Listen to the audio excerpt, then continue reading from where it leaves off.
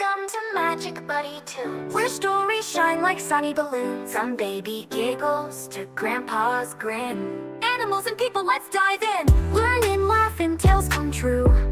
All the fun begins with you.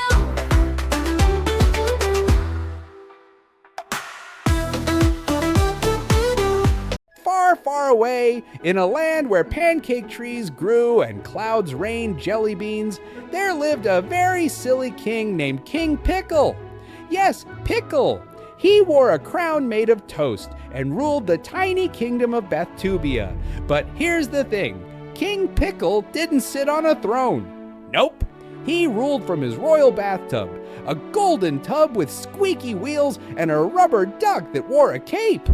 "Bring me the bubble syrup," he shouted every morning, splashing water all over the royal carpet. His royal assistant, Sir Soggy Socks, always slipped on the wet floor. "Your bubbleness, please stop flooding the castle." One day, King Pickle had a wild idea. "I'm bored of ruling from the ground. I want to fly my bathtub into the sky." But it's a bathtub," said Sir Soggy. "Nonsense!" The king grinned. "Add balloons, engines, and snacks, especially snacks." They tied 47 rainbow balloons, glued on wings made of toast, and attached a waffle engine powered by syrup. With a burp, a blast, and a whoosh, the royal bathtub soared into the clouds. Up it went, past flying pigs doing loop-de-loops and a sky whale singing opera. "Whee!" King Pickle laughed, tossing jelly beans into the wind. But suddenly, splat! A giant spaghetti bird flew by and dropped a meatball right into the tub. "Ew! Hot meatball in the royal bubbles!" screamed the king. The tub wobbled and zigzagged through the sky. "Mayday! Mayday! We're going down!" yelled Sir Soggy, holding onto his nose. They crash-landed, not in the castle, but in a giant mushroom field full of dancing frogs in tiny shoes. One frog bowed and said, "Welcome to Ribbitland. You must be the Bubble King we've heard about." King Pickle stood up, spaghetti on his crown. Yes, I am the very bubbly king. Show me your bounciest dance." The frogs performed a silly wiggly wobble jump, and the king clapped so hard he slipped back into the tub. "Well," he said, "I declare this a very important royal vacation." Sir Soggy groaned. "Can we at least dry off first?" They spent the whole day bouncing with frogs, sipping bug juice, and learning the ribbit rap.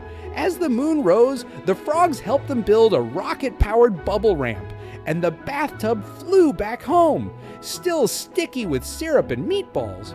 The next morning, King Pickle gave a speech from his tub. "From now on, every Tuesday shall be Bubble Dance Day, with frog shoes for everyone."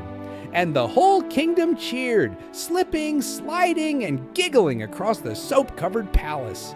High above the castle, the rubber duck soared in the sky, wearing its red superhero cape.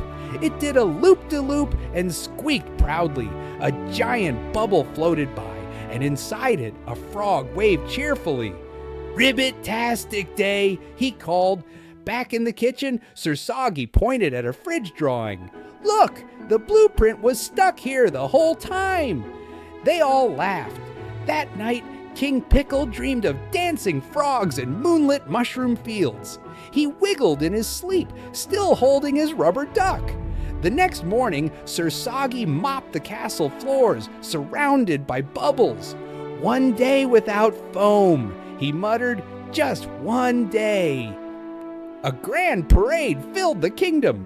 Kids wore frog shoes, bubbles floated everywhere, and the crowd shouted, "Happy Bubble Dance Day!"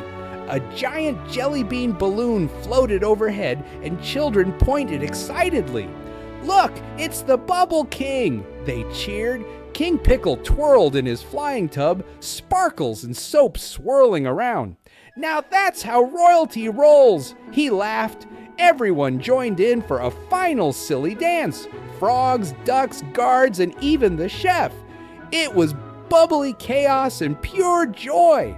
As night fell, the toast castle sparkled under the stars. The kingdom of Bathtubia snored softly, wrapped in bubble dreams. And just before the screen faded, the rubber duck landed in front of the camera, winked, squeaked, and flew off into the night.